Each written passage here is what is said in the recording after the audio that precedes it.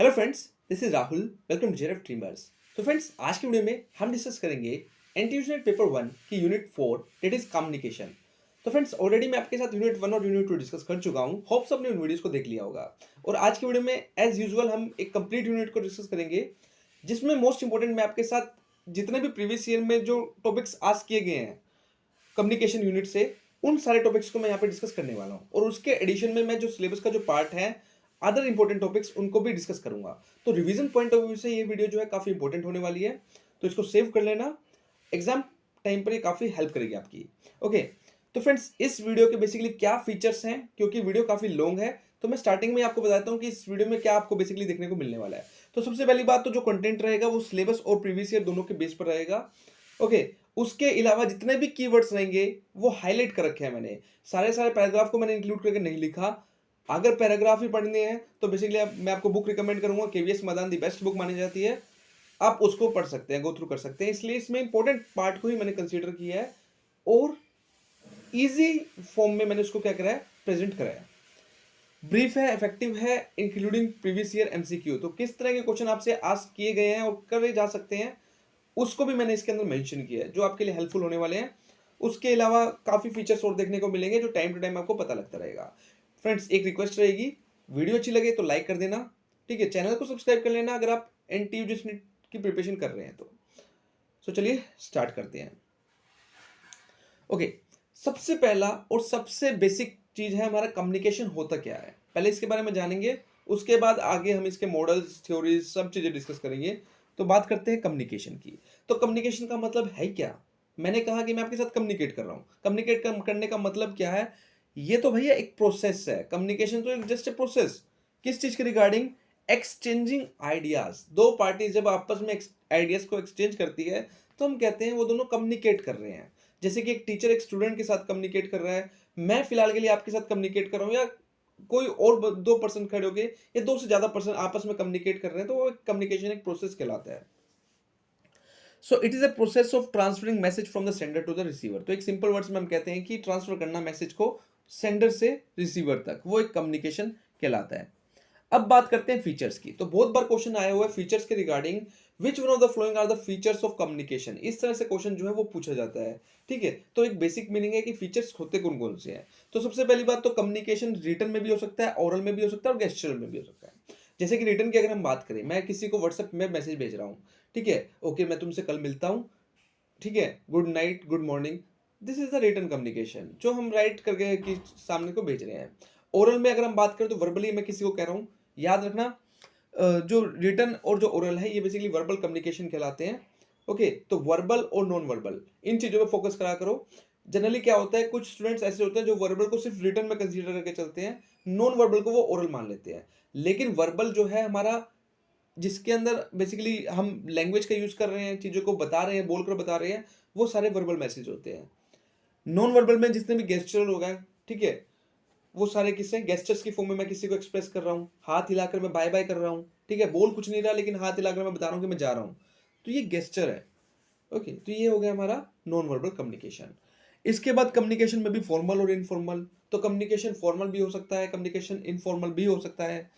Formal की अगर बात करी जाए तो किसी एक ऑर्गेनाइजेशन की बात करते हैं, जैसे कि एक एमएनसी है, जिसके अंदर जितनी भी डीलिंग होती है एक फॉर्मल वे में होती है, कि किस तरह जो लोअर लेवल का जो एम्प्लॉय है वो सीनियर लेवल से बात करेगा, वो एक फॉर्मल कम्युनिकेशन है। कोई भी मीटिंग हो रही है वो फॉर्मल कम्युनिकेशन है। इनफॉर्मल का मतलब क्या हुआ, मैं अपने दोस्तों के साथ चला गया घूमने फिरने, हम ऐसी बकवास बातें करे जा रहे हैं, it's a part of informal, ठीक है। जहां पे कोई रूल्स कोड्स ऑफ कंडक्ट नहीं फॉलो किए जाते, वो इनफॉर्मल का ही बेसिकली पार्ट होता है।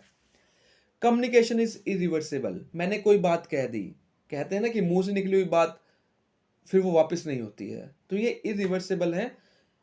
एक बार कर दिया कम्युनिकेशन तो फिर मैं उसको चेंज नहीं कर सकता। किसी को अगर मैंने कोई बात कह दी तो फिर मैं उसको चेंज नहीं कर सकता, ठीक है। हालांकि आजकल व्हाट्सएप में क्या आ रहा है, मैंने मैसेज लिख के टाइप कर दिया, फिर बाद में उसको क्या कर सकता हूँ, अनसेंड कर सकता हूँ। तो आप कहोगे कि कम्युनिकेशन रिवर्सिबल है, बट हाँ, कई पार्ट्स पर हम कह सकते हैं कि कम्युनिकेशन रिवर्सिबल है, बट जनरल सेंस में जो वर्बली मैसेज होते हैं वो इरिवर्सिबल होते हैं, ठीक है। जिसको मैंने एक बार बात कह दी तो उसको मैं वापस नहीं ले सकता। Communication is cultural. तो कल्चरल ओरिएंटेड भी कम्युनिकेशन होते हैं हमारे, ठीक है, जो कल्चर को ही डिनोट करते हैं। उसके बाद कंटिन्यूस फंक्शन है। जो कम्युनिकेशन है वो एक कंटिन्यूस फंक्शन है। हम लगातार किसी ना किसी बात को लेकर कम्युनिकेट करे रखते हैं, ठीक है? तो ये कंटिन्यूस है, चलता रहता है फंक्शन, जो कम्युनिकेशन का फंक्शन है।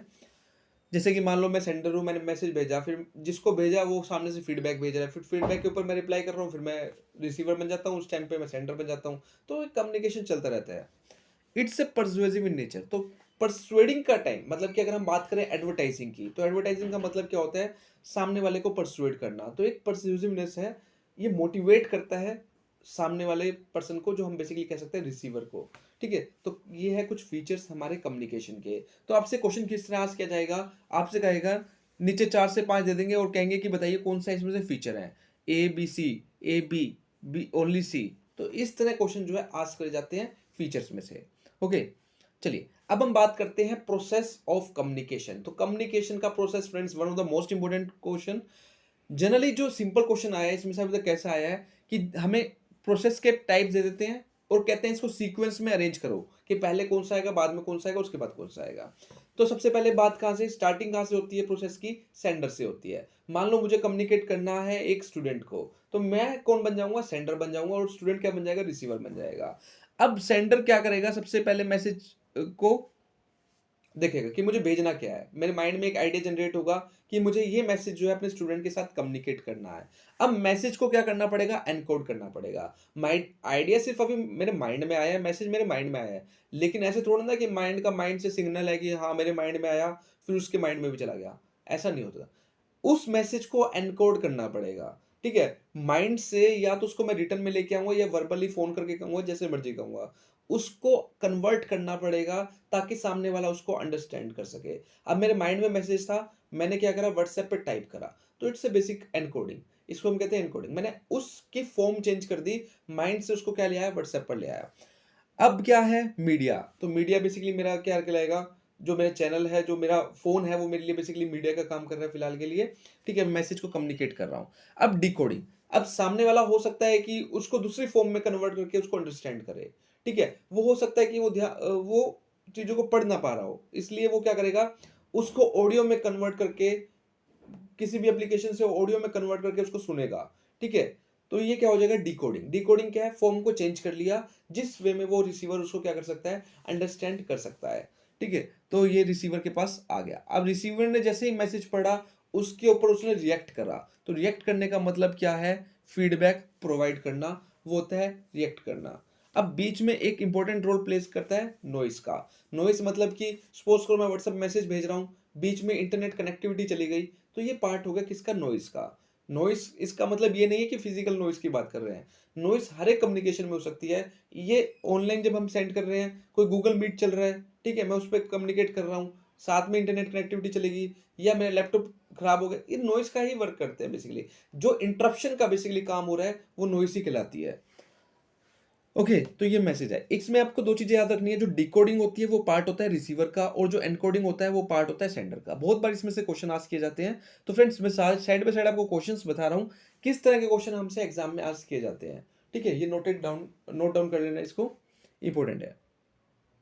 चलिए, तो स्टार्टिंग से एक बार देख लेते हैं। सेंडर कौन है? तो सेंडर पर्सन है जिसके माइंड में जो आइडिया जनरेट होता है, जो सबसे पहले कम्युनिकेट करता है, वो सेंडर कहलाता है। फिर मैसेज, जो चीज़ मैं कम्युनिकेट कर रहा हूँ वो मेरा मैसेज होगा, ठीक है?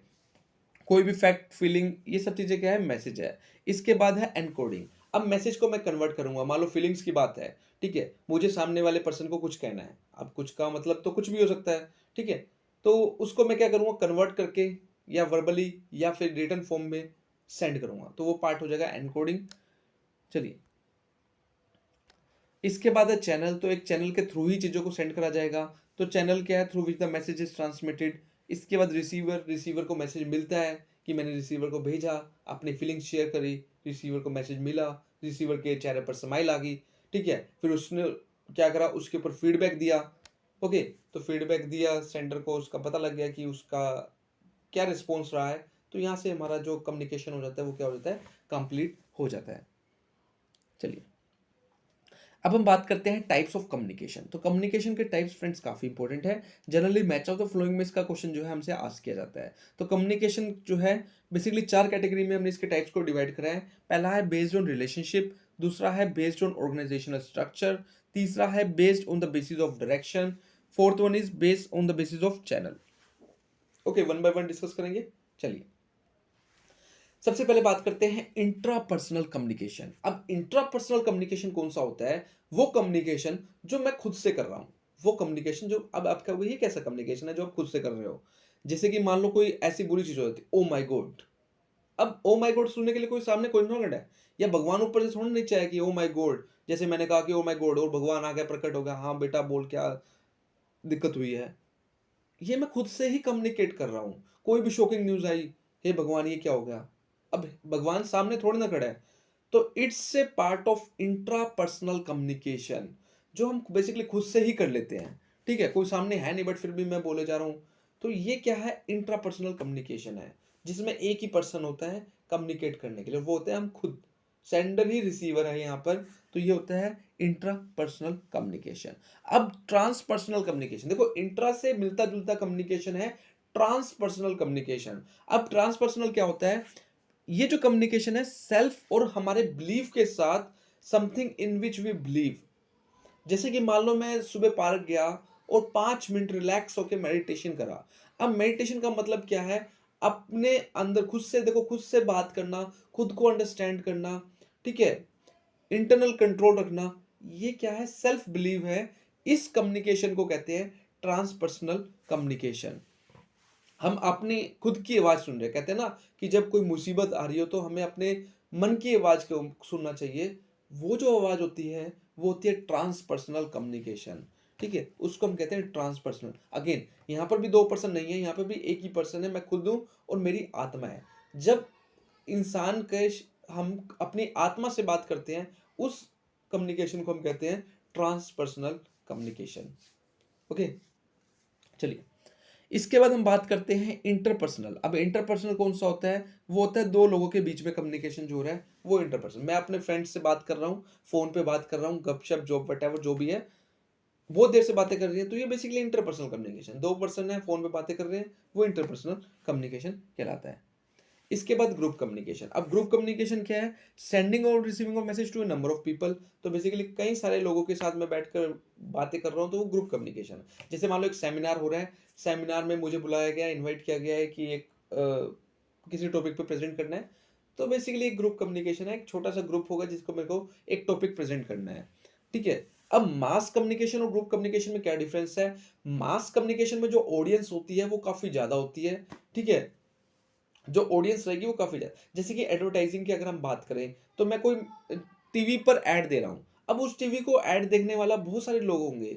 ठीक है, वो एक ग्रुप कम्युनिकेशन नहीं कहलाएगा, वो एक मास कम्युनिकेशन कहलाएगा, जिसमें जो पब्लिक होती है, जो ऑडियंस होती है, जिसको मैसेज देना है, वो काफी ज्यादा लेवल पे होती है। तो वो कम्युनिकेशन हो जाता है हमारा मास कम्युनिकेशन। तो बेसिकली इसके जो चैनल होते हैं वो टीवी रेडियो होता है। ठीक है, जिसमें मैं बहुत सारी ऑडियंस को कैप्चर कर सकता हूँ। तो ये जो कम्युनिकेशन होता है ये कौन सा होता है? मास कम्युनिकेशन होता है। चलिए इसके बाद अगर हम बात करें डायरेक्शंस के बेस पर, तो डायरेक्शंस में वर्टिकल आ जाता है, हॉरिजॉन्टल कम्युनिकेशन और डायगोनल कम्युनिकेशन। वर्टिकल कम्युनिकेशन कौन सा होता है? जो अपवर्ड और डाउनवर्ड बेसिकली हमें देखने को मिलता है। तो जनरली ये पार्ट होते हैं हमारे फॉर्मल कम्युनिकेशन के। ठीक है, वर्टिकल कम्युनिकेशन कैसे? मान लो एक ऑर्गेनाइजेशन है जिसमें सबसे लोवेस्ट लेवल पे काम करता है एक एम्प्लॉय। ठीक है, वो किससे कम्युनिकेट करता है? वो कम्युनिकेट करता है मैनेजर के साथ। मैनेजर किसके साथ कम्युनिकेट करता है? मैनेजर कम्युनिकेट करता है मैनेजमेंट के साथ। ठीक है, तो ये जो कम्युनिकेशन हो रहा है ये कौन सा कम्युनिकेशन? अपवर्ड। और अपवर्ड किसका टाइप है? हमारा वर्टिकल का। ठीक है, सेम वे में जो टॉप क्लासिक मैनेजमेंट होती हैं, जो बिजनेस के मैनेजर्स, बड़े बड़े टॉप क्लासिक के जो मैनेजमेंट बोर्ड ऑफ डायरेक्टर्स होते हैं, वो कम्युनिकेट करते हैं किसके साथ? मैनेजर्स के साथ। मैनेजर्स कम्युनिकेट करते हैं किसके साथ? एम्प्लॉय के साथ। तो ये पार्ट हो गया किसका? वर्टिकल कम्युनिकेशन का। होप सो फ्रेंड्स आपको क्लियर हो गया होगा। इसके बाद हम बात करते हैं किसकी? हॉरिजॉन्टल कम्युनिकेशन की। तो हॉरिजॉन्टल कम्युनिकेशन कौन सा होता है? वो कम्युनिकेशन जो सेम लेवल पे किया जाता है, वो कम्युनिकेशन जो सेम लेवल पे किया जाता है वो होता है हॉरिजॉन्टल कम्युनिकेशन। मान लो मैं एक कॉलेज में टीच करता हूँ, तो मैं करता ही हूँ, बेसिकली मानने की जरूरत नहीं है। उस कॉलेज में क्या है? एक कॉमर्स डिपार्टमेंट है। कॉमर्स डिपार्टमेंट में 7 फैकल्टीज हैं। अब 7 फैकल्टी आपस में कुछ डिस्कशन कर रहे हैं, तो ये पार्ट हो जाएगा किसका? हॉरिजॉन्टल कम्युनिकेशन का। लेकिन अगर कॉमर्स की फैकल्टी प्रिंसिपल सर से कम्युनिकेट कर रही है, तो ये पार्ट हो जाएगा किसका? वर्टिकल कम्युनिकेशन का, क्योंकि प्रिंसिपल एक हायर अथॉरिटी पे वर्क कर रहे हैं और फैकल्टी उसके लोअर अथॉरिटी पर काम। ठीक है, तो अगर फैकल्टी से डिस्कशन कर रही है तो पार्ट है हॉरिजॉन्टल का, फैकल्टी अगर प्रिंसिपल सर से डिस्कस कर रही है तो पार्ट है किस चीज का, हॉरिजॉन्टल कम्युनिकेशन का। ओके, चलिए अब हम बात करते हैं डायगोनल कम्युनिकेशन। तो डायगोनल कम्युनिकेशन क्या है, यहां पर जो एक्सचेंज हो रहा है किस चीज का, आइडियाज का, वो क्या है, डिफरेंट लेवल के पीपल से हो रहा है, डिफरेंट लेवल के पीपल से हो रहा है। ये होता है हमारा किसका, डायगोनल कम्युनिकेशन का। ठीक है, जैसे कि मान लो कॉमर्स की फैकल्टी है और वो सपोज करो इकोनॉमिक्स डिपार्टमेंट है, उसके एचओडी से जाकर बात कर रही है, कोई कम्युनिकेट कर रही है, तो बेसिकली ये पार्ट हो जाएगा किसका, डायगोनल का। ठीक है, हमारे डिपार्टमेंट की फैकल्टी नहीं है, वो दूसरे डिपार्टमेंट की फैकल्टी के एचओडी से बात करे, तो ये पार्ट है किसका, डायगोनल कम्युनिकेशन का। ओके, अब बात करते हैं फॉर्मल कम्युनिकेशन और इनफॉर्मल। तो काफी सिंपल है, फॉर्मल कम्युनिकेशन क्या है, जहां पर रूल्स रेगुलेशंस को फॉलो किया जाता है, बात करते हुए रूल्स रेगुलेशन का फॉलो करना, वो कहलाता है फॉर्मल कम्युनिकेशन। इनफॉर्मल कम्युनिकेशन क्या है, जहां पर रूल्स रेगुलेशंस को फॉलो नहीं किया जाता। एक पॉइंट का आपको यहाँ पे ध्यान रखना है, इनफॉर्मल कम्युनिकेशन को ग्रेप वाइन कम्युनिकेशन के नाम से भी जाना जाता है। तो जब भी क्वेश्चन आस्क किया जाता है इनफॉर्मल कम्युनिकेशन का, तो हमेशा ग्रेप वाइन कम्युनिकेशन से पूछा जाता है, ना कि इनफॉर्मल से। ओके, होप सो क्लियर हो गया होगा। चलिए अब हम बात करते हैं friends on the basis of channel. तो चैनल के बेसिस पे वर्बल कम्युनिकेशन होता है, नॉन वर्बल कम्युनिकेशन। अगर हम बात करें वर्बल कम्युनिकेशन की, तो जिसमें हम रिटन और स्पोकन वे में कम्युनिकेट करते हैं, वो कहलाता है वर्बल कम्युनिकेशन। जैसे कि हम बात कर रहे हैं ओरल कम्युनिकेशन की, मैं ओरली वर्बली किसी को क्या कर रहा हूँ, ओरल फॉर्म में फोन पे बात कर रहा हूँ, तो ये पार्ट है वर्बल कम्युनिकेशन का। इसके बाद रिटन, मैं कोई लेटर लिख कर दे रहा हूँ किसी को, तो ये पार्ट है किसका, अगेन वर्बल कम्युनिकेशन का ही पार्ट है। इसके बाद नॉन वर्बल, नॉन वर्बल में क्या है, हम गेस्चर्स का यूज कर रहे हैं, मैं हाथ हिलाकर किसी को बाय कह रहा हूँ, ठीक है, मैं मुंह से नहीं बोल रहा, सिर्फ हाथ हिला रहा हूँ, तो सामने वाला समझ गया कि वो जा रहा है। ये पार्ट है हमारा नॉन वर्बल कम्युनिकेशन का, इशारों से किसी को बातें कहना। ठीक है, इशारों इशारों में हम किसी से कम्युनिकेट कर रहे हैं, तो ये पार्ट है किसका, नॉन वर्बल कम्युनिकेशन का। चलिए अब एक प्रीवियस ईयर एमसीक्यू देख लेते हैं, किस तरह का बेसिकली हमसे पूछा जाता है। तो transformation idea thoughts and message into verbal and non verbal signs and symbol is known as a channelization, B controlled communication, C encoding, D decoding. तो फ्रेंड्स क्वेश्चन आपके लिए, आपको अटेम्प्ट करना है, नीचे कमेंट करके बताना है इसका क्या आंसर होगा, फिर मैं आपको बताऊंगा कि आपका आंसर ठीक है या नहीं है। सो चलिए फ्रेंड्स अब हम डिस्कस करते हैं कंटेक्स्ट इन कम्युनिकेशन। तो बात करते हैं कम्युनिकेशन में कंटेक्स्ट होता क्या है और इसके कितने टाइप्स होते हैं। तो बेसिकली जो क्वेश्चन आया हुआ है इसके टाइप्स में से आया हुआ है, और वो भी हमसे मैच ऑफ द फ्लोइंग में ही हमेशा आस्क किया जाता है। ओके, सो चलिए स्टार्ट करते हैं, डिस्कस करते हैं इसको। ओके, बात करते हैं कंटेक्स्ट होता क्या है। तो कंटेक्स्ट का मतलब क्या है, सिचुएशन और circumstances in which the communication takes place. तो बेसिकली जिस सर्कमस्टांसेस में, जिस सिचुएशन के अंदर कम्युनिकेशन किया जा रहा है, उस सिचुएशन को ही हम क्या कहते हैं, कंटेक्स्ट कहते हैं। ठीक है, जैसे कि मान लो हम पॉलिटिकल रैलीज की बात करें, तो पॉलिटिकल इलेक्शंस के टाइम में जो कम्युनिकेशन होता है वो अलग होता है। एक क्लास में एक टीचर जो कम्युनिकेशन कर रहा है वो अलग कर रहा है। ठीक है, हर एक जगह का जो कम्युनिकेशन है वो अलग अलग है, डिपेंड करता है कि हमारी ऑडियंस कैसी है। तो वो जो सिचुएशन है बेसिकली हमारी, वो कहलाता है कंटेक्स्ट। और कंटेक्स्ट का एक इंपॉर्टेंट रोल है कम्युनिकेशन के टाइम पर, क्योंकि कम्युनिकेशन करा ही उस तरह का जाता है जिस तरह का हमारा कंटेक्स्ट होता है। ठीक है, मान लो मुझे क्या करना है, एक क्लास में लेक्चर देना है, उस टाइम पर जो कंटेक्स्ट रहेगा वो अलग रहेगा। ठीक है, मैं एक स्टाफ रूम में बैठकर एक इनफॉर्मल कम्युनिकेशन कर रहा हूं, उस जगह का जो कंटेक्स्ट है, वो जो सिचुएशन है उस टाइम की अलग होगी। तो कंटेक्स्ट का एक इंपॉर्टेंट रोल होता है कम्युनिकेशन के अंदर। ठीक है, अब कंटेक्स्ट के टाइप्स कितने होते हैं। तो कंटेक्स्ट के हमारे पास टोटल 5 टाइप्स होते हैं। Physical context, psychological context, social, cultural and historical. One by one हम हर किसी को डिस्कस करेंगे, क्वेश्चन आपका यहीं से देखने को मिलता है टाइप्स ऑफ कंटेक्स्ट में से। चलिए ओके, बात करते हैं, सबसे पहला कंटेक्स्ट है हमारा कौन सा, फिजिकल। तो फिजिकल कंटेक्स्ट क्या है, नाम से पता लग रहा है। फिजिकल कंटेक्स्ट का मतलब क्या है, tangible environment in which the communication is takes place. तो वो जो टेंजिबल इन्वायरमेंट, जो बेसिकली हमें, जिसको हम टच कर सकते हैं, जिसको हम देख रहे हैं, वो इन्वायरमेंट, उसको हम कहते हैं फिजिकल कंटेक्स्ट, जहां पर कम्युनिकेशन हो रहा है। ओके, जैसे कि मान लो मैंने बात करी क्लासरूम की, तो क्लासरूम में क्या क्या हमारे पास जो फिजिकल है, वहां पे डेस्क है, ठीक है, और भी बहुत सारी चीजें हैं, ब्लैक बोर्ड है, तो ये सारा क्या है, फिजिकल कंटेक्स्ट है। The physical context involve the actual location, the time, lightning, noise level, related factors. तो हर एक चीज़ आ जाती है, वहाँ की लाइटनिंग कैसी है, नॉइस लेवल क्या है, लोकेशन कौन सी है, हर एक चीज़ को हम फिजिकल कंटेक्स्ट में लेकर चलते हैं। It is different for different types of communication during political election, the speaker might be polite. तो बेसिकली हर जगह का जो फिजिकल कॉन्टेक्स्ट होता है वो डिफरेंट डिफरेंट देखने को मिलता है। इसके बाद हम बात करते हैं कल्चरल कॉन्टेक्स्ट। अब कल्चरल कॉन्टेक्स्ट कौन सा होता है? It is related to the belief and value of a group. जिस ग्रुप में रहकर मैं कम्युनिकेशन कर रहा हूं, जिस ग्रुप के अंदर कम्युनिकेशन कर रहा हूं, उस ग्रुप के बिलीफ एंड वैल्यूज, क्योंकि हर एक ग्रुप का, हर एक इंडिविजुअल का अपना अपना बिलीफ होता है। तो मैं एक पर्टिकुलर ग्रुप की बात कर रहा हूं, उस ग्रुप का बिलीफ और जो वैल्यूज है वो रिलेट करते हैं हमारे कल्चरल कॉन्टेक्स्ट से। ठीक है, जैसे कि मान लो मैं क्लास में ही हूँ, तो क्लास में 3 से 4 ग्रुप्स बने हुए हैं, वो अपनी कास्ट के बेस पर बने हुए हैं। तो अपनी कास्ट के हिसाब से उनका जो बिलीफ है, उनके कल्चर्स हैं, वो अलग-अलग होंगे। ठीक है? तो वो भी क्या है, एक कम्युनिकेशन का पार्ट है। उन चीज़ों को ध्यान में रखकर ही मैं क्या करूँगा, कम्युनिकेशन करूँगा कि किसका कैसा बिलीफ है। ठीक है? ऐसा कोई मैं सेंटेंस ना निकाल लूँ जिससे सामने वाले के कल्चरल के रिगार्डिंग वो नेगेटिव इम्पैक्ट डाले। मुझे इन चीज़ों का ध्यान रखकर ही क्या करना पड़ेगा, कम्युनिकेशन करना होगा। ठीक है? तो बिलीफ और वैल्यूज जो होती हैं ग्रुप की, वो भी क्या करती है, इफेक्ट करती है। तो ये पार्ट है किसका, कल्चरल कंटेक्स्ट का।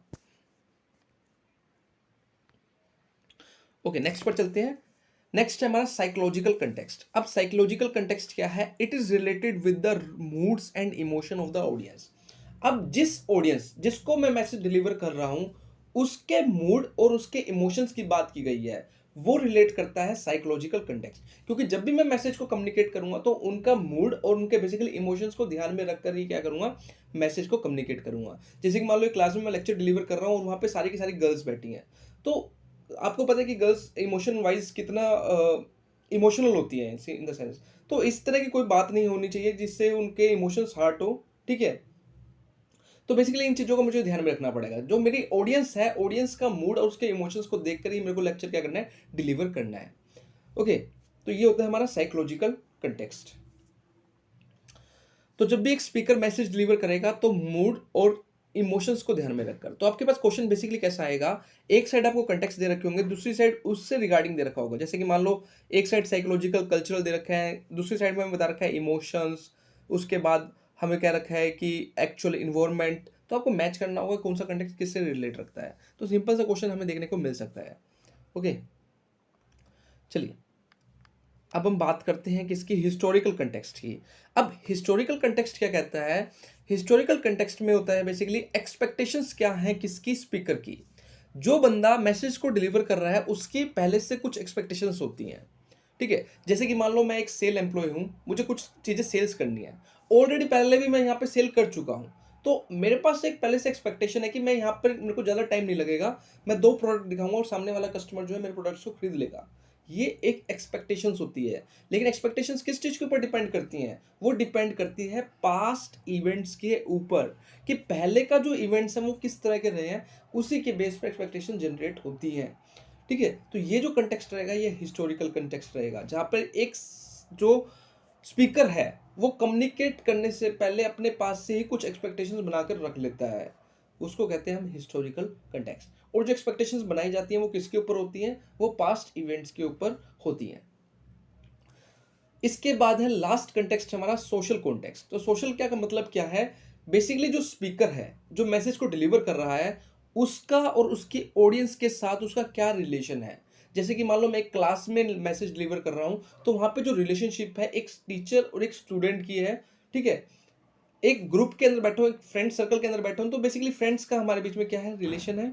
ओके, तो ये भी एक इंपॉर्टेंट रोल प्ले करता है, क्योंकि जो हमारा कम्युनिकेशन है वो रिलेशनशिप के ऊपर ज़्यादा डिपेंड करता है। अगर क्लास के अंदर दे रहा हूँ तो मुझे फॉर्मल रहना पड़ेगा, अगर मैं ग्रुप के अंदर बैठा हूँ तो मैं इनफॉर्मल रहूंगा, तभी भी काम चल जाएगा।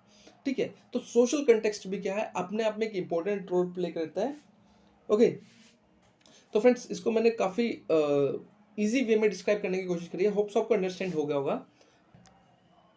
अब हम बात करते हैं कम्युनिकेशन मॉडल्स। तो communication models friends one of the most important topic, और हर बार इसमें से हमें क्वेश्चन देखने को मिलता है। काफ़ी सारे मॉडल है हमारे पास, कुछ बेसिक भी रहेंगे, कुछ एडवांस लेवल के मॉडल्स भी हैं कम्युनिकेशन के। चलिए वन बाय वन डिस्कस करेंगे। तो पहले बात कर लेते हैं कम्युनिकेशन मॉडल है क्या। Basically it is a pictorial representation of the communication process, ideas, thoughts और कंसेप्ट। तो बेसिकली कम्युनिकेशन प्रोसेस जो है उसकी एक प्रेजेंटेशन है, रिप्रेजेंटेशन है पिक्टोरियल फॉर्म के अंदर। ठीक है, हम रिप्रेजेंट कर रहे हैं किस तरह मैसेज जो है वो डिलीवर होगा टुवर्ड्स अ रिसीवर, और किस तरह रिसीवर से जो फीडबैक है वो जनरेट किया जाएगा। तो ये रिप्रेजेंटेशन की जाती है मॉडल के थ्रू। अब हर जगह जो रिप्रेजेंटेशन रहेगी हर एक मॉडल की वो अलग अलग रहेगी, वो वन बाय वन हम डिस्कस करेंगे। तो there are total 8 types of model. तो टोटल हमारे पास 8 मॉडल हैं, जिसको मैंने 3 कैटेगरीज के अंदर डिवाइड किया है। ठीक है, अभी कौन कौन सी कैटेगरी है ये देख लेते हैं। तो कम्युनिकेशन मॉडल 3 तरह के हैं। एक है लीनियर मॉडल, जिसके अंदर हमें कोई फीडबैक नहीं मिलेगा। दूसरा है इंटरेक्टिव मॉडल, जहां इंटरेक्शन होगा। और तीसरा है ट्रांजेक्शनल मॉडल। अगर हम बात करें लीनियर मॉडल की, तो इसमें 4 आ जाते हैं: अरिस्टोटल, लेसवेल, बर्लो और शैनन वीवर मॉडल, जो बेसिक मॉडल्स कहलाते हैं। इसके बाद हम बात करते हैं इंटरेक्टिव मॉडल की, तो इसमें आ जाते हैं हमारे पास वेस्ले और ऑसगुड स्कैम मॉडल। इसके बाद ट्रांजेक्शनल में बर्लैंड, और इसके बाद डांस मॉडल आ जाता है हमारा किसका, ट्रांजेक्शनल मॉडल का पार्ट है। Okay, one by one discuss करेंगे हर एक किसी मॉडल को। चलिए बात करते हैं लीनियर मॉडल्स। अभी लीनियर्स मॉडल कौन से होते हैं? तो लीनियर्स मॉडल्स वो होते हैं जो कि एक डायरेक्शन में ही वर्क करते हैं। मतलब कि सेंडर ने मैसेज करा, ठीक है, और वो रिसीवर तक पहुंच गया, बात खत्म। ये हो गया लीनियर, जहां से कोई फीडबैक हमें देखने को नहीं मिल रहा, जो एक ही डायरेक्शन में फॉलो कर रहे हैं। इसके अंदर बेसिकली 3 ही चीजें हैं। बेसिकली चैनल है, सेंडर है, रिसीवर है। सेंडर मैसेज देगा, किसके थ्रू देगा? चैनल के थ्रू देगा। चैनल से वो किसको मिलेगा? रिसीवर को मिलेगा। बात खत्म। ये 3 जो है रोल प्ले हमें हमारे यहाँ पे होता है। तो डिस्कस करते हैं वन बाय वन हर किसी मॉडल को। चलिए, सबसे पहला जो मॉडल रहेगा वो हमारा अरिस्टोटल मॉडल रहेगा। सबसे सिंपल मॉडल माना जाता है अभी तक इसको। अब अरिस्टोटल मॉडल में बेसिकली 3 एलिमेंट्स को क्या किया गया, डिस्क्राइब किया गया। अब वो 3 एलिमेंट्स कौन से हैं? पहला है एथोस, दूसरा है पैथोस और तीसरा है लोगोस। तो इसके अंदर, इस मॉडल के अंदर बेसिकली हमारा जो फॉलो किया जाता है पैटर्न, वो कौन सा होता है? इसमें सबसे पहले हमारा रोल आता है स्पीकर का। स्पीकर के माइंड में एक आइडिया आएगा। आइडिया क्या है? वो अपनी जो मैसेज है उसको बेसिकली स्पीच की फॉर्म में क्या करेगा, डिलीवर करेगा। किसको डिलीवर करेगा? ऑडियंस को। और किस चीज के थ्रू करेगा? चैनल के थ्रू करेगा। और ऑडियंस के ऊपर क्या देखने को मिलेगा? इफेक्ट देखने को मिलेगा। ठीक है, मान लो मैंने क्लास में लेक्चर दिया, लेक्चर को क्या कर दिया, डिलीवर कर दिया। ठीक है, डिलीवर करने के बाद ऑडियंस को समझ आया, नहीं आया, आया होगा तो कुछ इफेक्ट देखने को मिलेगा या तो नहीं देखने को मिलेगा। लेकिन मुझे फीडबैक नहीं मिल रहा कि क्या उनको समझ आया, वो कुछ मेरे को रिस्पॉन्स नहीं दे रहे। लेकिन हाँ, उनके अंदर इफेक्ट जरूर देखने को मिलेगा, या पॉजिटिव भी हो सकता है, नेगेटिव भी हो सकता है। तो यहाँ पर क्या है, ये कौन सा मॉडल रहेगा? हमारा अरिस्टोटल मॉडल रहेगा। तो इसके 3 एलिमेंट्स है। 3 एलिमेंट्स कौन कौन से हमारे पास? एथोस है। एथोस का मतलब क्या है? Define the credibility of the speaker. Athos क्या शो करता है? बेसिकली क्रेडिबिलिटी को शो करता है, एक स्पीकर की क्या क्रेडिबिलिटी है। ठीक है, जैसे कि मान लो एक वेल डिफाइंड, एक वेल ऑर्गेनाइज्ड कंपनी जो है एक एडवर्टाइजमेंट मैसेज शो कर रही है, एडवर्टाइजमेंट शो कर रही है किसी भी प्रोडक्ट की। अब उस कंपनी की क्रेडिबिलिटी है, क्योंकि वो काफी टाइम से, और उसकी काफी रेपुटेशन है मार्केट के अंदर। तो हम कहेंगे जो स्पीकर है, बेसिकली स्पीकर यहाँ पे एक कंपनी कहलाएगी, उसकी क्या है, क्रेडिबिलिटी अच्छी खासी है। दूसरा है पैथोस। पैथोस क्या है? Connect the speaker with the audience. जो स्पीकर को कनेक्ट करता है किसके साथ? ऑडियंस के साथ, थ्रू डिफरेंट इमोशंस। हर एक मैसेज के अंदर एक इमोशंस होता है। जब भी आप कोई एडवर्टाइजमेंट देखते हो, हर एक एडवर्टाइजमेंट के अंदर एक इमोशन होता है, whether it may be rational, it may be emotional. तो मैसेज के अंदर जो इमोशंस हैं वो कहलाते हैं हमारे पैथोस, जो कनेक्ट करते हैं किसको? स्पीकर को ऑडियंस के साथ। उसके बाद हम बात करते हैं लोगोस। लोगोस क्या होता है? Important element that signifies logic. It is not enough for the speech to be interesting, it need to be follow the rule of logic. जो भी मैसेज डिलीवर किया जा रहा है उसके अंदर कहीं ना कहीं लॉजिक होना चाहिए। जैसे कि अगर मान लो एक कंपनी है, वो फेयर हैंडसम की अपनी क्या कर रही है, एडवर्टाइजमेंट कर रही है। अब एडवर्टाइजमेंट तो कर रही है, मैसेज तो डिलीवर कर रही है, वो कह रही है कि इसको लगाओ और लगाने के 2 दिन के अंदर आप गोरे हो जाओगे। लेकिन क्या इस बात में लॉजिक है? नहीं है। तो जो मैसेज डिलीवर किया जा रहा है उसके अंदर कहीं ना कहीं एक लॉजिक होना चाहिए। ये डिफाइन करता है क्या? लोगोस। तो 3 एलिमेंट है हमारे इस मॉडल के, एथोस, पैथोस और लोगोस। तो इसके ऊपर क्वेश्चन आ सकता है। ठीक है, चलिए नेक्स्ट मॉडल पर चलते हैं। नेक्स्ट मॉडल है हमारे पास लेसवेल मॉडल। अब लेसवेल मॉडल क्या कहता है? तो अगर हम इसका पिक्टोरियल रिप्रेजेंटेशन देखें तो क्या है? सबसे पहले आता है कम्युनिकेटर। कम्युनिकेटर कौन? Again sender. सेंडर के माइंड में आइडिया है, आइडिया को कन्वर्ट कर दिया किस चीज के अंदर? मैसेज के अंदर। अब मैसेज के बाद हम बात करें तो किस चैनल के थ्रू, किस मीडियम के थ्रू उस मैसेज को क्या करना चाहते हैं? Deliver. Whether it may be वो कॉल के थ्रू मैसेज डिलीवर कर रहा है, ठीक है, कॉल करके मैसेज के थ्रू टाइप कर कर चैनल कुछ भी हो सकता है हमारा। उसके बाद है रिसीवर, मैसेज जिसको रिसीव करना है। उसके बाद इफेक्ट, अगेन रिसीवर के ऊपर हमें क्या देखने को मिलेगा, इफेक्ट देखने को मिलेगा। लेकिन अगेन यहाँ पर कोई किसी तरह का कोई फीडबैक नहीं है। इफेक्ट पॉजिटिव भी हो सकता है, इफेक्ट नेगेटिव भी हो सकता है। अब according to this model communication is the transmission of message. तो कम्युनिकेशन क्या है, बेसिकली ट्रांसमिशन है मैसेज का। हम यहाँ पे क्या कर रहे हैं, मैसेज को ट्रांसमिट कर रहे हैं। सेंडर मैसेज को ट्रांसमिट कर रहा है towards the receiver with the effect as the result. Basically यहाँ पे इफेक्ट देखने को मिलेगा। The effect is measurable and change in the receiver of the message that is caused by the element of communication. If any of the element change, the effect also change. तो basically यहाँ पर जो major चीज है वो है effect. एक receiver के ऊपर हमें इफेक्ट देखने को जरूर मिलेगा जब सेंडर को मैसेज को डिलीवर करेगा। ठीक है, मान लो एक कंपनी है, वो एडवर्टाइजमेंट मैसेज शो कर रही है। जैसे ही मैसेज उसने डिलीवर करा तो एक कस्टमर के ऊपर इफेक्ट देखेगा। अगर वो पॉजिटिव होगा तो वो डिमांड ज़्यादा बढ़ाएगा। वैसे तो एडवर्टाइजमेंट मैसेज एक पॉजिटिव फॉर्म में ही होता है, तो इफेक्ट क्या होगा कि कस्टमर ज़्यादा डिमांड करेगा। ठीक है, तो ये रहेगा इफेक्ट, लेकिन उसकी तरफ से कोई फीडबैक नहीं मिलेगा कंपनी को। तो ये कहलाएगा हमारा लेसवेल मॉडल। तो लेसवेल मॉडल का जो पिक्टोरियल प्रेजेंटेशन है वो कैसे है, कम्युनिकेटर, मैसेज, मीडियम, रिसीवर और इफेक्ट। ये मेजर है, इसको आपको याद रखना है। चलिए नेक्स्ट है हमारा द शैनॉन वीवर मॉडल। अब शैनॉन वीवर मॉडल क्या है, पहले तो इसकी हम पिक्टोरियल प्रेजेंटेशन देख लेते हैं। इसमें क्या कहेगा, अगेन सेंडर है, सेंडर के बाद सेंडर है, सेंडर के बाद आएगा एनकोडर, एनकोडर के बाद चैनल, चैनल के बाद डिकोडर एंड देन रिसीवर। तो सेंडर है, सेंडर क्या करेगा, सबसे पहले एनकोडिंग करेगा। अब मान लो मेरे माइंड में कुछ आइडिया आया, तो आइडिया को मैं सीधा डायरेक्ट थोड़ा उससे शेयर करूंगा रिसीवर के साथ, पहले उस आइडिया को कन्वर्ट करूंगा। वेदर इट में भी मैं उस आइडिया को मैसेज की फॉर्म में डिलीवर करना चाहता हूं, तो पहले उस आइडिया को कन्वर्ट किया जाएगा मैसेज की फॉर्म के अंदर, तभी रिसीवर को भेजा जाएगा। तो जो कन्वर्ट करने का प्रोसेस होता है उसको कहते हैं एनकोडिंग। ठीक है, आइडिया किसी भी फॉर्म में मुझे जनरेट हो सकता है, लेकिन उसको कन्वर्ट करना। अब मान लो मुझे उस मैसेज को वर्बली बोलना है, तो वर्बली में भी उसको क्या करना है, आइडिया तो माइंड में है, उसको वर्बली कन्वर्ट करना होगा। उसके बाद मैं किसको डिलीवर करूंगा, रिसीवर को।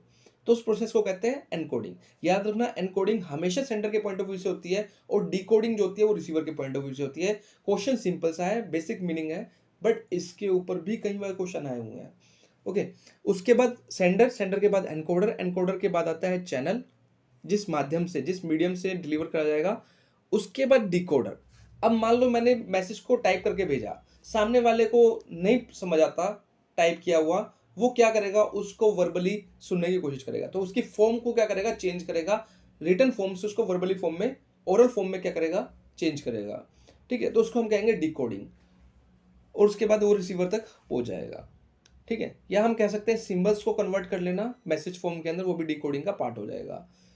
अगेन यहाँ पर हमें एक चीज देखने को नहीं मिल रही है, कौन सी, फीडबैक, लेकिन यहाँ पे एक एक्स्ट्रा चीज देखने को मिली है, और वो कौन सी है, नॉइस। तो नॉइस हमें देखने को मिलती है शैनॉन वीवर मॉडल के अंदर। ये छोटे छोटे चीज, इफेक्ट है वो हमें देखने को मिला किस मॉडल के अंदर, इससे प्रीवियस मॉडल के अंदर, और कौन सा था, लेसवेल मॉडल के अंदर। शैनॉन वीवर मॉडल के अंदर हमें नॉइस का एलिमेंट देखने को मिला। ओके, तो ये इंपॉर्टेंट है कि जो नॉइस है वो किसने इंट्रोड्यूस करी थी, शैनॉन वीवर मॉडल ने ही इंट्रोड्यूस करी थी अपने मॉडल के अंदर। चलिए, इसके बाद है बैडलॉस SMCR मॉडल।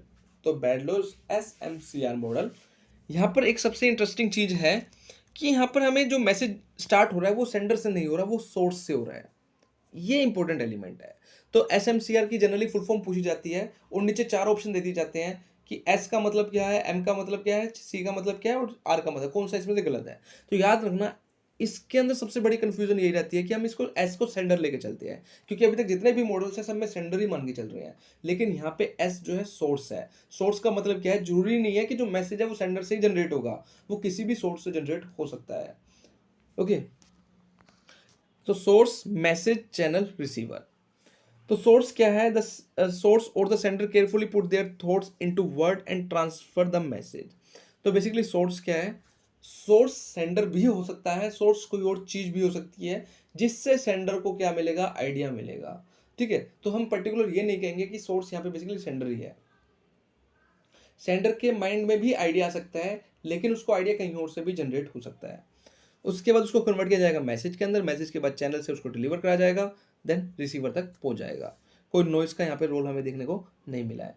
चलिए, अब हम बात करते हैं इंटरेक्टिव मॉडल। अब इंटरेक्टिव मॉडल कौन से होते हैं, अब जहां पर इंटरेक्शन की जा रही है, जहां पर फीडबैक दिया जा रहा है, ओके, वो होते हैं इंटरेक्टिव मॉडल। लेकिन खास बात यह है कि फीडबैक जो है साइमल्टेनियस नहीं है, मतलब सेम टाइम पे फीडबैक नहीं दिया जा रहा। ऐसा जरूरी नहीं है कि मैं अभी बोल रहा हूं और साथ के साथ मुझे फीडबैक मिल जाएगा। वो टाइम ले सकता है, फीडबैक आने के अंदर, फीडबैक आने में टाइम लग सकता है। ठीक है, तो फीडबैक इज नॉट साइमल्टेनियस हमें देखने को मिलता है इंटरेक्टिव मॉडल के अंदर। तो मेन एलिमेंट्स कौन से रहेंगे? Sender, message, receiver and feedback. तो फीडबैक यहाँ पर क्या रहेगा? मेजर रहेगा। चलिए वन बाय वन डिस्कस करते हैं। दो ही मॉडल है इसके अंदर हमारे। कौन सा है? सबसे पहला मॉडल है the Osgood scrum model. The Osgood scrum model. अब इसका रिप्रेजेंटेशन कैसे रहेगी?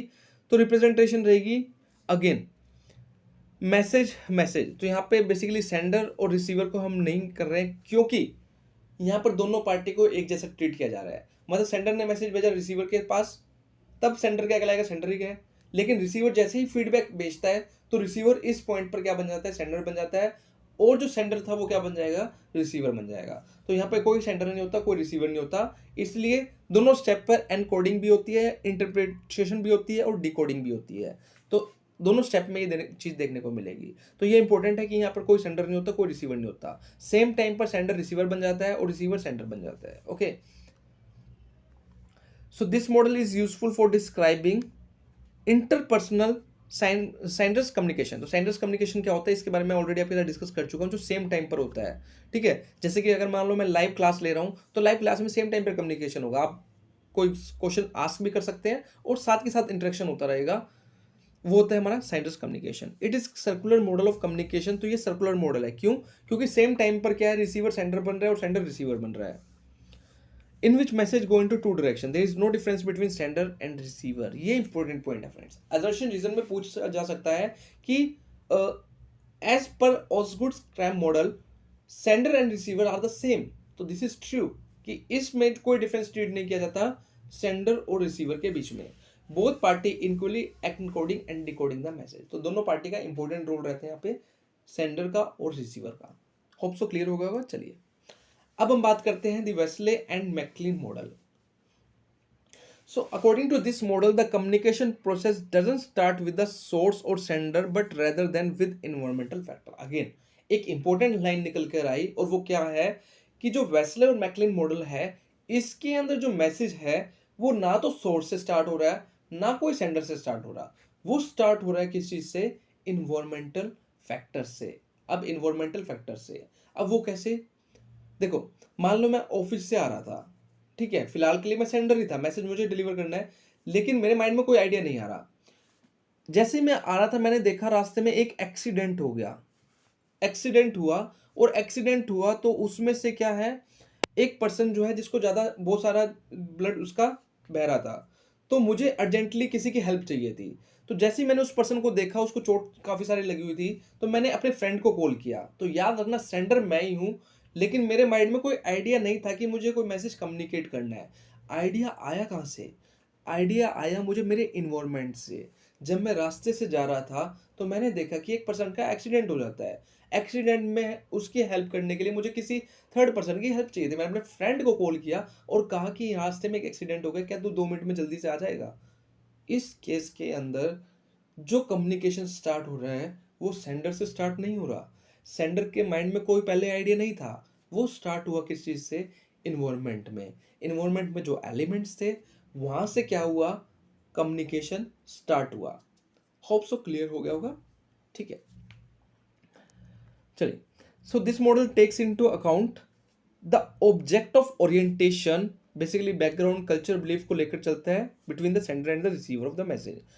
तो इस मॉडल में 9 क्रूशियल एलिमेंट्स हैं। ये 9 एलिमेंट्स इंपॉर्टेंट है फ्रेंड्स, इसको याद रखना। क्या? इन्वायरमेंट, पहले इन्वायरमेंट से स्टार्ट होता है, फिर सेंसरी एक्सपीरियंस, फिर sender, then object, receiver, object of the orientation, receiver, feedback, gatekeeper, opinion leaders. तो ये एक सीक्वेंसिंग है, जो एक सेम सीक्वेंस में क्या करते हैं? काम करते हैं। ठीक है, तो इन्वायरमेंट से बेसिकली स्टार्ट होगा और ओपिनियन लीडर के ऊपर ये आके क्या हो जाएगा? खत्म हो जाएगा। ठीक है, तो ये इसके एलिमेंट्स है। पूछा जा सकता है which one of the following is the element of Westley and MacLean model.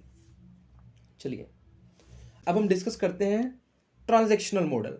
ठीक है, बात करते हैं ट्रांजैक्शन मॉडल की होता क्या है। तो इस मॉडल के अंदर बेसिकली जो कम्युनिकेशन है वो एज ए ट्रांजैक्शन ट्रीट किया जा रहा है। ट्रांजैक्शन किसके बीच में, सेंडर और रिसीवर के बीच में। अब वो क्या करता है सेंडर और रिसीवर, आउटकम को, जो आउटकम हमारा निकल के आएगा उसको इफेक्ट करेंगे। So transactional model shows that we do not just exchange information during our interaction but create relationship. तो यहाँ पर जो है सिर्फ इंफॉर्मेशन को एक्सचेंज नहीं किया जाता, यहाँ पर रिलेशनशिप को क्रिएट किया जाता है between the sender and the receiver of message. तो याद रखना, यहाँ पर सिर्फ मैसेज को कम्युनिकेट नहीं करना, मैसेज कम्युनिकेट करना एक ऑब्जेक्टिव नहीं है, यहाँ पर एक रिलेशनशिप मेंटेन करना ऑब्जेक्टिव है अंडर द ट्रांजैक्शनल मॉडल। अब की कंपोनेंट्स यहाँ पर कौन से रहेंगे, encoding, decoding, communicator, message, channel, noise. चल, अब इसका सबसे पहला टाइप आता है बैलेंस ट्रांजैक्शनल मॉडल। तो ये मॉडल क्या कहता है, it explores interpersonal immediate feedback communication. This means that the sender and the receiver change their place and equally important. तो जो सेंडर है और जो रिसीवर है वो सेम टाइम पर अपनी पोजीशंस जो है उनको चेंज करते हैं। चेंज कैसे करते हैं, एक टाइम पर जो सेंडर है वो रिसीवर भी बन जाएगा और जो रिसीवर है वो सेंडर भी बन जाएगा जब वो फीडबैक को सेंड करेगा। Feedback for the sender is the reply off the receiver. तो बेसिकली जो सेंडर का फीडबैक रहेगा वो रिप्लाई रहेगा किस चीज़ के लिए, रिसीवर के लिए। तो इसके मेन एलिमेंट्स कौन से रहेंगे, encoding, decoding, communicator, message, channel और फीडबैक। तो फीडबैक भी बेसिकली हमारा यहाँ पे क्या रहेगा, एक एलिमेंट रहेगा। तो सिंपल सा मॉडल था फ्रेंड, ज़्यादा कुछ इसमें देखने को नहीं मिला। लास्ट मॉडल है हमारा डांस हेलिक्सियल मॉडल। अब डांस हेलिक्सियल मॉडल क्या है, according to this model communication is seen as a circular process. अब कम्युनिकेशन एक सर्कुलर प्रोसेस है जो बेसिकली कहा गया है किसके अंदर, डांस हेलिक्सियल मॉडल। जैसे ही कम्युनिकेशन बढ़ता रहेगा वो और ज्यादा कॉम्प्लेक्स होता रहेगा। देखो नीचे से आपको एक इमेज के अंदर पता लग रहा होगा, स्टार्टिंग में कम्युनिकेशन जो है वो कम कैसा रहता है, कम कॉम्प्लेक्स रहता है, मतलब सिंपल सा रहता है। लेकिन जैसे जैसे हमारा कम्युनिकेशन बढ़ता रहेगा वो और ज़्यादा कॉम्प्लेक्स होता रहेगा और ज़्यादा डिफिकल्ट होता रहेगा। तो डांस सिलेक्शन मॉडल कहता है कि स्टार्टिंग में कम्युनिकेशन एक सिंपल पार्ट पर रहता है, लेकिन जैसे ही कम्युनिकेशन ज़्यादा होगा, इंटरेक्शन बढ़ता रहेगा, वो एक कॉम्प्लेक्स प्रोसेस बन जाएगा। That's why it is also known as helical spiral. Helical spiral, तो इसको हेलिक्सियल स्पाइरल भी कहा जाता है। Okay, with every circle of communication we expand our circle and each communication encounter is different। तो basically सीधी सी बात ये है कि जैसे जैसे ये सर्कल हमारे बड़ा होता रहेगा, कम्युनिकेशन इंक्रीज होता रहेगा, ज़्यादा इंटरेक्शन होगा, तो कम्युनिकेशन प्रोसेस जो है वो कैसा हो जाएगा, कॉम्प्लेक्स हो जाएगा। ये कहता है कौन सा, Dance helical model. Hope so friends clear हो गया होगा। तो ये कुछ मॉडल्स थे जो हमने डिस्कस करने हैं। किसी भी तरह का कोई डाउट आ रहा हो, कहीं आपको लग रही है कि प्रॉब्लम फेस हो रही है, तो प्लीज कमेंट करके जरूर बताना। ओके, सो चलिए फ्रेंड्स, अब हम डिस्कस करते हैं बैरियर्स टू इफेक्टिव कम्युनिकेशन। तो जब भी हम कम्युनिकेशन करते हैं तो कुछ ना कुछ बैरियर्स जो होते हैं वो अराइज हो जाते हैं। अब जो बैरियर्स है वो सेंडर के पॉइंट ऑफ व्यू से भी अराइज हो सकते हैं, जो इन्वायरमेंट है उसके पॉइंट ऑफ व्यू से भी बैरियर्स अराइज हो सकते हैं, और रिसीवर के पॉइंट ऑफ व्यू से भी हो सकते हैं। जैसे कि मान लो मैं कम्युनिकेट कर रहा हूँ और बीच में कहीं से नॉइस आ रही है, तो वो नॉइस उस टाइम पर एक बैरियर का काम कर रही है। या फिर हम बात करें जो रिसीवर है उसकी अटेंशन नहीं है जो मैसेज डिलीवर करा जा रहा है उसको, मतलब कि मैसेज के ऊपर उसकी अटेंशन नहीं है, उसका ध्यान कहीं और है, तो उस टाइम पर जो बैरियर्स आ रहा है वो रिसीवर के पॉइंट ऑफ व्यू से आ रहा है। तो इस तरह के कई बैरियर्स होते हैं जो कम्युनिकेशन में अराइज होते हैं। अब हम डिस्कस करेंगे उन सभी बैरियर्स को जहां से हमें क्वेश्चन देखने को मिलता है। तो जनरली अभी तक जो क्वेश्चन आया है वो मैच ऑफ द फ्लोइंग में आया है। एक साइड हमें बैरियर्स दे रखे होते हैं, दूसरी साइड उसके मीनिंग दे रखे होते हैं और हमें मैच करना होता है। तो एक सिंपल सा क्वेश्चन देखने को मिलता है, लेकिन हाँ हर बार इसका एक क्वेश्चन देखने को जरूर मिलता है। चाहे पेपर 1 की बात करें और पेपर 2 कॉमर्स की बात करें तो उसमें भी इसका हमें क्वेश्चन देखने को मिलता है। तो चलिए डिस्कस करते हैं। तो barriers can result in confusion. तो बेसिकली क्या है, बैरियर्स हमें कंफ्यूजन क्रिएट कर देता है, ठीक है, क्योंकि जो मैसेज है वो प्रॉपर्ली क्या नहीं हो पाता, कम्युनिकेट नहीं हो पाता, जिसकी वजह से एक कंफ्यूजन क्रिएट हो जाती है। क्योंकि सेंडर मान के चलता है जो मैसेज है वो रिसीव हो गया, लेकिन रिसीवर के पॉइंट ऑफ व्यू से वो अभी तक रिसीव नहीं हुआ होता, या क्लैरिटी वाला मैसेज उसको रिसीव नहीं होता। जब हमारा जो कम्युनिकेशन है वो वन वे होता है, उस टाइम पर ये कंफ्यूजन ज्यादा हो जाती है। ओके, अब बैरियर्स कितने तरह के होते हैं, तो बैरियर्स होते हैं हमारे टोटल 6 तरह के। कौन कौन से, semantic barrier, psychological barrier, organisational barrier, cultural barrier, physical और फिजियोलॉजिकल बैरियर। ओके, तो वन बाय वन डिस्कस करेंगे। इन बैरियर्स में दिक्कत क्या आती है फ्रेंड्स, समहाउ कुछ बैरियर्स ऐसे हैं जो काफ़ी सिमिलर हैं, डिफरेंस करना काफ़ी मुश्किल हो जाता है, ये इसके अंदर काफ़ी कन्फ्यूजन आती है। तो वन बाय वन डिस्कस करेंगे, सारी कन्फ्यूजन को दूर करेंगे। चलिए, सबसे पहले जो आता है हमारा बैरियर आता है सिमेंटिक बैरियर। अब सिमेंटिक बैरियर जो है काफ़ी इंपॉर्टेंट भी है और हर बार इसमें से क्वेश्चन आस्क किया जाता है। अब ये बैरियर कौन सा होता है? पहली बात तो सिमेंटिक बैरियर को हम लैंग्वेज बैरियर के नाम से भी जानते हैं, क्योंकि ये जो बैरियर अराइज होता है ये लैंग्वेज में ही होता है। ठीक है, जैसे कि मान लो मैं कम्युनिकेट कर रहा हूं, लेकिन जो लैंग्वेज में कम्युनिकेट कर रहा हूं, जिस लैंग्वेज में कम्युनिकेट कर रहा हूं वो टेक्निकल लैंग्वेज है, सामने वाला उसको अंडरस्टैंड नहीं कर पा रहा। ठीक है, तो वो एक बैरियर का काम करेगा और वो बैरियर क्या कहलाएगा? वो बैरियर कहलाएगा सिमेंटिक बैरियर। ओके, तो टेक्निकल लैंग्वेज होती है, बिल्कुल होती है, क्योंकि कुछ चीज़ें ऐसी होती हैं जहाँ पे टेक्निकल लैंग्वेज ही यूज होती है। ओके, तो उस बैरियर जहाँ वहाँ पर जो बैरियर अराइज होगा वो कौन सा होगा? Semantic barrier. So this barrier are caused due to the improper communication between the sender and receiver. अब एग्जांपल से बात करते हैं, जैसे कि पुअर क्वालिटी ऑफ मैसेज, जो मैसेज मैं कम्युनिकेट कर रहा हूँ, डिलीवर कर रहा हूँ, वो पुअर क्वालिटी का है, उस मैसेज के अंदर ही क्वालिटी नहीं है। या फिर जो हम बात कर रहे हैं लैक ऑफ क्लैरिटी या कॉम्प्लेक्सिटी, मैसेज मैंने काफ़ी कॉम्प्लेक्स करके भेज दिया जिससे रिसीवर उसको अंडरस्टैंड नहीं कर पा रहा है, तो वो कौन सा बैरियर कहलाएगा? वो कहलाएगा सिमेंटिक बैरियर। या हम बात करते हैं टेक्निकल लैंग्वेज, आप अपने मैसेज के अंदर एक टेक्निकल लैंग्वेज का यूज कर रहे हो, जो लैंग्वेज रिसीवर अंडरस्टैंड नहीं कर सकता है, तो उस केस में जो बैरियर अराइज होगा वो कौन सा बैरियर होगा? सिमेंटिक बैरियर होगा। तो कंक्लूजन फॉर्म में कह सकते हैं सिमेंटिक बैरियर वो बैरियर होता है जो लैंग्वेज के थ्रू अराइज होता है, लैंग्वेज की वजह से अराइज होता है, वो होता है हमारा semantic barrier. Hope so clear होगा। चलिए, अब हम बात करते हैं फ्रेंड्स साइकोलॉजिकल बैरियर। अब साइकोलॉजिकल बैरियर कौन सा होता है? वो बैरियर जो बेसिकली क्या है, हमारे माइंड से रिलेट करता है। ठीक है, ऑफ द सेंडर और रिसीवर। मान लो मैं कुछ मैसेज डिलीवर कर रहा हूं, लेकिन जो रिसीवर है उसका जो अटेंशन है, बेसिकली अटेंशन का अपने माइंड से ही रखी जाएगी, उसकी जो अटेंशन है उस वक्त उस जगह पर नहीं है। हम कहते हैं ना कि सामने वाले का ध्यान कहीं और है, तो इसका मतलब उसकी प्रॉपर अटेंशन नहीं है। तो इस वे में जो बैरियर अराइज होगा वो कौन सा होगा? साइकोलॉजिकल बैरियर होगा। तो कंक्लूजन फॉर्म में क्या कहेंगे कि जो साइकोलॉजिकल बैरियर होता है वो बेसिकली माइंड के थ्रू होता है। ठीक है, so it plays an important role in interpersonal communication. A state of the mind of the sender or receiver can make difficult to understand the information that is conveyed. तो basically जो information दी जा रही है वो उसको understand नहीं कर पा रहा। क्यों नहीं कर पा रहा? क्योंकि जो उसका माइंड है वो कहीं और पजल है, किसी वजह से वो ध्यान नहीं दे पा रहा है। तो यहाँ पर जो बैरियर राइज होगा वो कौन सा होगा? साइकोलॉजिकल बैरियर होगा। एग्जाम्पल की हम बात करें, pre mature evaluation of information. अभी मैं कम्युनिकेट कर ही रहा था लेकिन सामने वाला कहता ठीक है मैंने समझ लिया है। हो सकता है कि कोई इंपॉर्टेंट पॉइंट उसने स्किप कर दिया हो, क्योंकि अभी तक मैंने प्रॉपर वे में एज ए सेंडर कम्युनिकेट नहीं किया था, लेकिन सामने वाले ने उसको पहले ही इवेल्युएट कर लिया कि सामने वाला क्या कहना चाहता है। इसलिए जो यहाँ पर बैरियर राइज होगा वो कौन सा होगा? साइकोलॉजिकल बैरियर होगा। यह हम बात करते हैं इन एडुकेट अटेंशन की, कि सामने वाले की जो अटेंशन है वो प्रॉपर नहीं थी, उसका ध्यान कहीं और था, जिस वजह से वो मैसेज को कंप्लीटली अंडरस्टैंड नहीं कर पाया। तो बैरियर एक राइज हुआ और वो बैरियर कौन सा है? साइकोलॉजिकल बैरियर है। चलिए नेक्स्ट डिस्कस करते हैं ऑर्गेनाइजेशनल बैरियर। नाम से पता लग रहा है ऑर्गेनाइजेशनल बैरियर कौन सा होता है? वो बैरियर जो बेसिकली ऑर्गेनाइजेशन में क्या होते हैं? अराइज होते हैं। अब ऑर्गेनाइजेशन में अराइज कैसे होंगे? जब एम्प्लॉयर और एम्प्लॉय के बीच में मिसअंडरस्टैंडिंग क्रिएट हो जाती है, उस केस में जनरली जो बैरियर अराइज होता है वो कौन सा होता है? ऑर्गेनाइजेशनल बैरियर होता है। So these are those barriers that are caused due to the structure, rules and regulation present in the organization.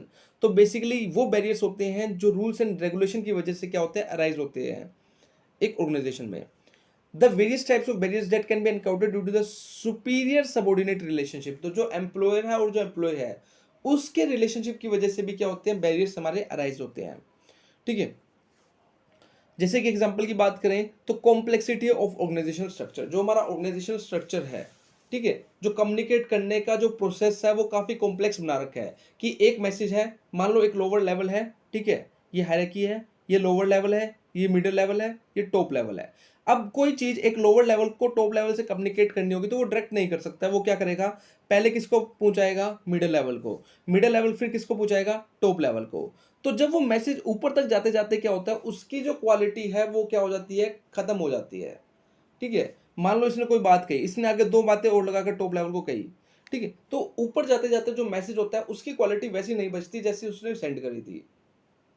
तो ये जो बैरियर अराइज हो जाता है ये कौन सा हो जाता है, हमारा ऑर्गेनाइजेशनल बैरियर होता है। तो it might be possibly superior और सबॉर्डिनेट की रिलेशनशिप की वजह से भी हो सकता है, हमारे जो ऑर्गेनाइजेशन के रूल्स हैं जो बना रखे हैं उनकी वजह से भी हो सकता है, रेगुलेशंस जो बना रखे हैं उनकी वजह से भी हो सकता है।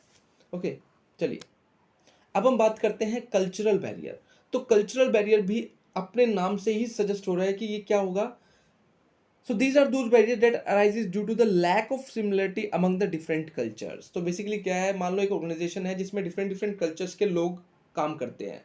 अब वो आपस में क्या है, उनके कल्चर से वो बिलोंग नहीं करते, तो उनकी वजह से भी क्या होता है, एक बैरियर अराइज हो जाता है कम्युनिकेशन के टाइम पर। उस बैरियर को कहा जाता है कौन सा, cultural barriers. It term that can be harmless in one culture can be regarded as slang in another culture. तो कल्चर्स की अपनी खुद की क्या होती है, टर्मोलॉजीज होती हैं। मान लो कोई चीज़ ऐसी है जो मेरे कल्चर में एक्सेप्टेबल है, दूसरे कल्चर में नहीं है, ठीक है, तो इस वजह से भी क्या होता है, एक बैरियर अराइज हो जाता है। उस बैरियर को कहा गया है क्या, कल्चरल बैरियर। अब हम बात करते हैं फिजिकल बैरियर। अब फिजिकल बैरियर कौन सा होता है, जो बेसिकली फिजिकल इन्वायरमेंट की वजह से अराइज होता है। जहां पर कम्युनिकेशन किया जा रहा है वहां पर कोई बैरियर अराइज हो रहा है। जैसे कि मान लो मैं क्लासरूम में लेक्चर डिलीवर कर रहा हूं, उस टाइम पर बाहर कोई कंस्ट्रक्शन का वर्क चल रहा है, तो जो मेरा फिजिकल इन्वायरमेंट है उसके अंदर क्या हो रहा है, कंस्ट्रक्शन चल रही है, नॉइस क्रिएट हो रही है, जिसकी वजह से जो मैसेज है वो स्टूडेंट्स प्रॉपर्ली अंडरस्टैंड नहीं कर पा रहे, लेक्चर को प्रॉपर्ली अंडरस्टैंड नहीं कर पा रहे।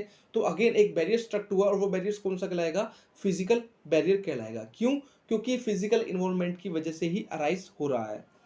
सो it arise due to the certain factors like faulty equipment, noise, closed door and cabins that cause the information sent from the sender to receiver। तो बेसिकली हमारा फिजिकल इन्वायरमेंट की वजह से जो बैरियर राइज हो रहा है वो कहलाता है physical barrier.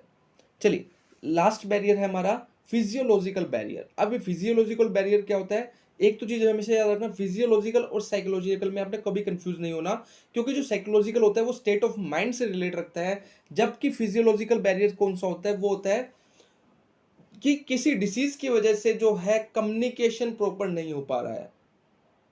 So when a sender और receiver of the communication is not a position to express और receive the message with clarity, कि सामने वाला या तो रिसीवर या सेंडर वो इस पोजीशन में नहीं है कि वो प्रॉपर्ली कम्युनिकेट कर पाए।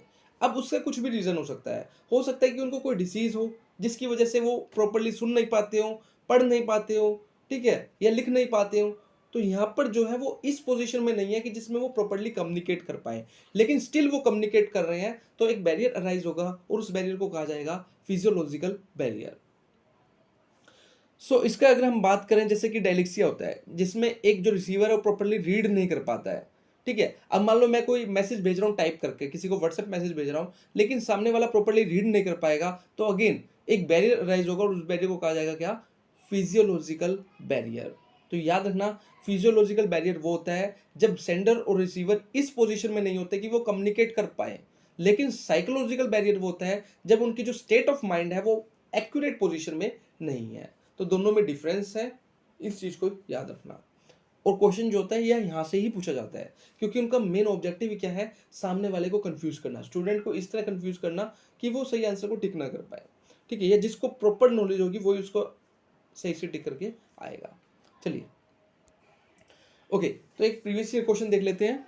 विच of the following is a semantic barrier in communication. तो पूछा कि कौन सा सिमेंटिक बैरियर है, A blurred image on television, B unclear printing in newspaper, C static broadcasting, D redundancy in writing. तो फ्रेंड्स इसका आंसर आपको बताना है कि क्या होगा। चलिए चलते हैं 7 सीज ऑफ कम्युनिकेशन। कम्युनिकेशन के 7 सी हैं। जैसे कि हम बात करते हैं जनरली मार्केटिंग की, अगर हम बात करें तो 4 पी होते हैं, सेम 7 सीज है कम्युनिकेशन के। तो मोस्ट इंपॉर्टेंट है फ्रेंड्स ये सी। इसमें से क्या है, एक बार क्वेश्चन आया और क्वेश्चन क्या था, which one of the following is not the C under communication. तो कम्युनिकेशन में इनमें कौन सा 7 सी का पार्ट नहीं है, इस तरह का क्वेश्चन अभी तक पूछा गया है, ठीक है। तो generally match of the flowing में भी इसका क्वेश्चन आ सकता है, लेकिन अभी तक आया नहीं है, हो सकता है इन फ्यूचर आपको देखने को मिल जाए। तो बात करते हैं 7 सी कौन कौन से हैं। तो ये 7 सी है completeness, conciseness, consideration, clarity, concreteness, कॉर्टियस और करेक्टनेस।